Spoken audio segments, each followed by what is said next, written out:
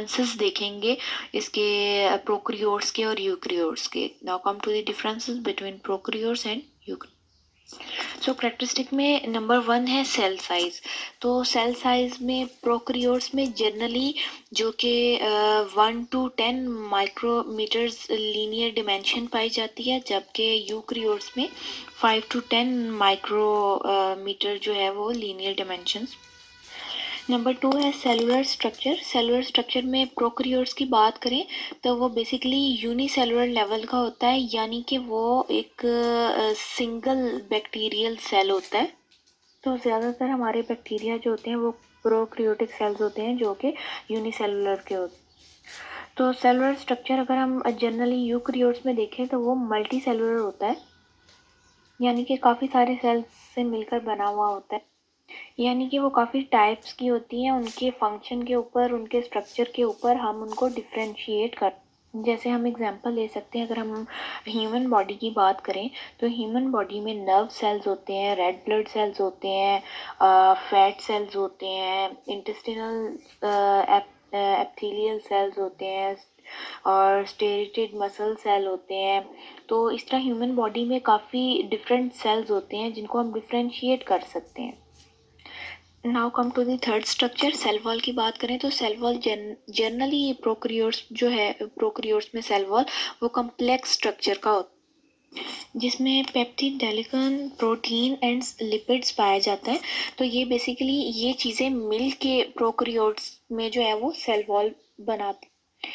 Eukaryotes में देखें तो यूकैरियोट्स में जर्नली जो है वो सेल वॉल एब्सेंट होता है, मोस्टली सेल वॉल एब्सेंट होता है, और उस पर प्लांट सेल्स में जो है वो थोड़ा बहुत जो है वो पाया जाता है, बट वो ये पेप्टिड, ऑलिगोन और प्रोटीन लिपिड्स से मिलके नहीं बना हुआ होता। जनरली जो है इसमें सेलुलस और चाइटिन वगैरह पाए जाते हैं। Fourth characteristic is plasma membrane. और प्लाज्मा मेम्ब्रेन में प्लाज्मा मेम्ब्रेन जो है वो प्रोकैरियोटिक सेल में जनरली प्रेजेंट होती है, और प्रोकैरियोट्स में जो है वो स्टेरॉयल्स जो हैं वो नहीं प्रेजेंट होते, बट माइकोप्लाज्मा में जो है वो स्टेरॉयल्स जो है वो पाए जाते हैं। जबकि यूकैरियोटिक देखें तो उसमें जो स्टेरॉयल्स हैं वो प्रेजेंट होती हैं, हर तरह के सेल में प्रेजेंट होती हैं। तो बेसिकली प्रोकैरियोट्स में और यूकैरियोट्स में दोनों में जो है प्लाज्मा मेम्ब्रेन मौजूद होती है, लेकिन प्रोकैरियोट्स में स्टेरॉयल्स के बगैर होती है और यूकैरियोट्स में स्टेरॉयल्स के साथ होती है।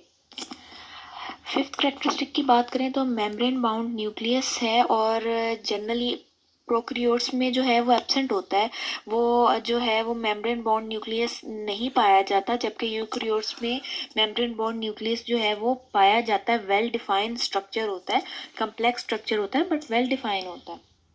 Now come to the sixth characteristic of prokaryotes. Prokaryotes में डीएनए जो है वो बेसिकली न्यूक्लियस में जो है वो पाया जाता है। Cellular DNA in cytoplasm, basically ये साइटोप्लाज्म में प्रेजेंट होता है वाया न्यूक्लियस, जबकि यूकैरियोट्स इसमें लॉन्ग लीनियर डीएनए होते हैं और ये बाउंडेड होते हैं न्यूक्लियर इन्वेलप के।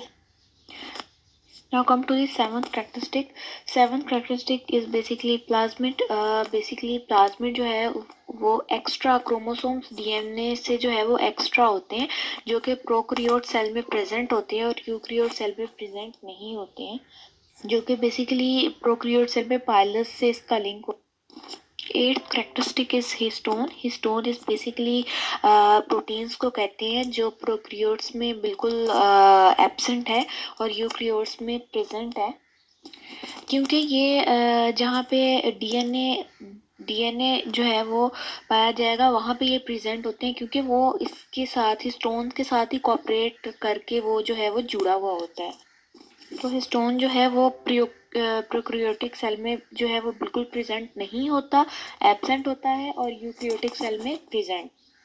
अब अगर हम बात करें नाइन्थ कैरेक्टरिस्टिक की आरएनए एंड प्रोटीन की, तो प्रोकैरियोटिक में आरएनए एंड प्रोटीन की जो सिंथेसाइजेशन है वो एक ही कंपार्टमेंट में पाई जाती है। बट यूकैरियोटिक की बात करें तो यूकैरियोटिक में क्या डिफरेंस है कि आरएनए जो है वो सिंथेसाइज होता है न्यूक्लियस में, ठीक है, जबकि प्रोटीन जो है वो उसकी सिंथेसाइजेशन जो है वो साइटोप्लाज्म में होती है।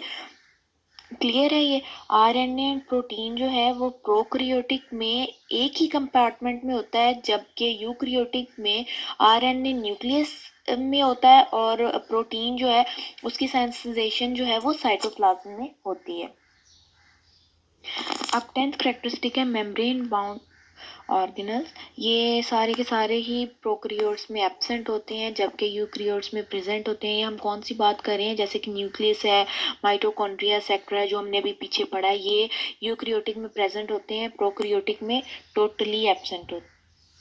Now come to the 11th characteristic. 11th characteristic है राइबोसोम्स, और ये प्रोकैरियोटिक में 70s टाइप का जो है वो प्रेजेंट होता है, जबकि यूकैरियोटिक में 10s जो है वो इससे ज़्यादा प्रेजेंट होता है, यानी कि 80s टाइप प्रेजेंट होता है। सो 12th कैरेक्टरिस्टिक लाइजोसम जो है वो बेसिकली क्या होते हैं, वो डाइजेस्टिव एंजाइम्स को जो है वो अपने अंदर रखते हैं।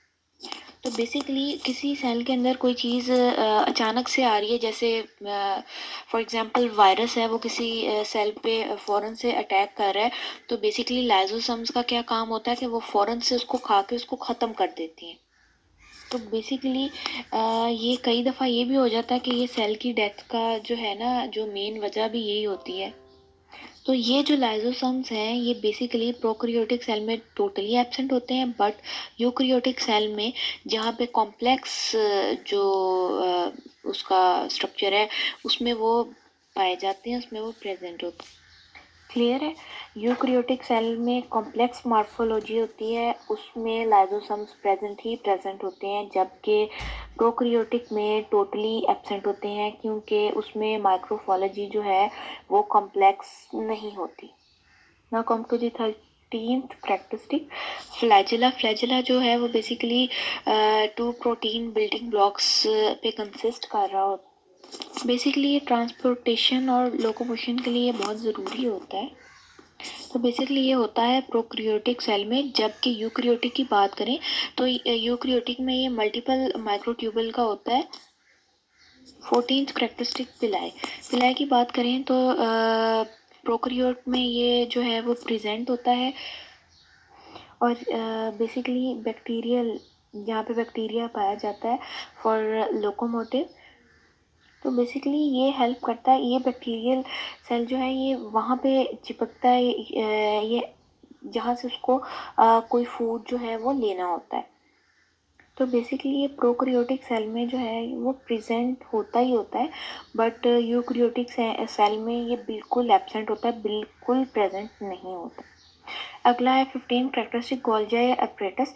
अभी हमने ये स्ट्रक्चर जब ऊपर डिस्कस किया था उसमें हमने देखा था कि ये प्रोकैरियोटिक सेल्स में जो है एब्सेंट होता है, जबकि यूकैरियोटिक में प्रेजेंट होता है। तो नेक्स्ट है 16th जो है कैरेक्टरिस्टिक मेटाबॉलिज्म। जो यूकैरियोटिक सेल हमारा होता है वो जनरली एरोबिक सेल होता है, कि ऑक्सीजन जो है वो उसमें पाई जाती है, सेलुलर रेस्पिरेशन जो है वो उसमें पाया जाता है। जबकि प्रोकैरियोटिक जो सेल्स हैं वो एनएरोबिक भी हो सकते हैं, यानी कि विदाउट ऑक्सीजन भी हो सकते हैं, जैसे कि सल्फर बैक्टीरिया और साइनोबैक्टीरिया भी हैं। सो प्रोकैरियोट में एनारोबिक और एरोबिक दोनों ही प्रेजेंट होते हैं, ठीक है, दोनों ही हो सकते हैं, जबकि यूकैरियोटिक में ओनली एरोबिक सेल्स होते हैं। 17th कैरेक्टरिस्टिक है लोकोमोशन। लोकोमोशन किस तरह से हो रही है, प्रोकैरियोट में किस तरह से होती है, यूकैरियोट में किस तरह से होती है? तो जो प्रोकैरियोट है उसमें लोकोमोशन रोटेटिंग के थ्रू होती है, उसकी ग्लाइडिंग मूवमेंट होती है, रोटेटिंग फ्लैजिला जो है वो प्रेजेंट। जबकि यूकैरियोटिक की बात करें तो उसमें अनड्यूलेटिंग फ्लैजिला जो है वो पाया जाता है, उसके साथ साइलिया भी होती है। तो इसके साथ 18th कैरेक्टरिस्टिक है site for cellular respiration. Site for cellular respiration की बात करें कि प्रोकैरियोट में किस टाइप का जो है वो साइट फॉर सेलुलर रेस्पिरेशन होता है, तो उसमें बेसिकली सेल मेम्ब्रेन पे ही जो है वो साइट फॉर सेलुलर रिस्पिरेशन जो है वो हो जाता है। तो जो बेसिकली सेल मेम्ब्रेन है वही ज़रूरी होती है सेलुलर रिस्पिरेशन के लिए। तो प्रोकैरियोट में साइट फॉर सेलुलर रिस्पिरेशन कौन सी है? Cell membrane. और अगर बात करें यूकैरियोट्स की, तो यूकैरियोट्स में जो सेलुलर रिस्पिरेशन है, जो बेसिकली जो एनर्जी प्रोडक्शन है वो कहाँ पे होती है? माइटोकॉन्ड्रिया में होती है, और ये यूकैरियोट्स में होती है। ठीक है, प्रोकैरियोट्स में इसकी साइट सेल मेम्ब्रेन है और यूकैरियोट में माइटोकॉन्ड्रिया है। तो माइटोकॉन्ड्रिया को बेसिकली हम जो है वो अपना पावर हाउस भी कहते हैं। ठीक है, 19th is characteristic is cell division. तो प्रोकैरियोटिक में ये बाइनरी फिजन से ये जो है इसकी डिवीजन होती है 2 सेल्स में, और ये होता है प्रोकैरियोटिक में। जबकि यूकैरियोटिक में माइटोसिस के थ्रू सेल की 2 डिवीजन्स होती हैं। तो 20th करेक्टरिस्टिक है सेक्सुअल रिप्रोडक्शन, और इसमें जो है प्रोकैरियोटिक में जो है वो कंजुगेशन के थ्रू होता है, जबकि यूकैरियोटिक में मायोसिस के थ्रू होता है, और ये हम पढ़ के आए हुए हैं एफएससी में। सो 12th करेक्टरिस्टिक इज एग्जाम्पल की बात करें तो प्रोकैरियोटिक में बैक्टीरियल और आर्चिया जो है ये पाई जाती हैं। ठीक है, जबकि यूकैरियोटिक में fungi, algae, plants, protozoa, animals, humans. तो बेसिकली ये थी इनकी मेन एग्जांपल्स प्रोकैरियोटिक की और यूकैरियोटिक सेल्स की। तो जो प्रोकैरियोटिक है वो बिल्कुल सिंपल जिन जो सेल्स रखते हैं वो होते हैं, और जो यूकैरियोटिक सेल होते हैं उनका कम्प्लेक्स स्ट्रक्चर होता है और वेल डिफाइंड होते हैं। तो ये इसकी मेजर जो क्लासिफिकेशन और इसके कैरेक्टरिस्टिक्स का जो डिफरेंस था वो ये था। सो आई होप कि आप लोगों को ये जो इसका ये जो टॉपिक है ये क्लियर हो गया होगा। Further will be presented by my group members. So thank you so much for listening.